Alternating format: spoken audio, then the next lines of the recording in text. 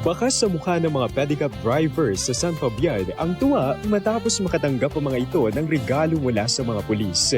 Isinagawa ang aktibidad upang magbigay saya at magpasalamat sa serbisyo ng pedicab drivers sa mga mananakay ngayong Kapaskuhan. Sa pangunguna ni Police Lieutenant Colonel Danilo Perez, matagumpay na naipamahagi ang mga grocery, gift pack, food pack at holiday tokens sa mga benepisyaryo. Ang mga benepisyaryo ay tinukoy batay sa kanilang kalagayan at pangangailangan upang masigurado na ang tulong ay makakarating sa mga talagang nangangailangan. Layunin ng programa na magbigay ng serbisyong malapit sa puso ng mga mamamayan at magsulong ng mas positibong imahen ng mga otoridad sa komunidad.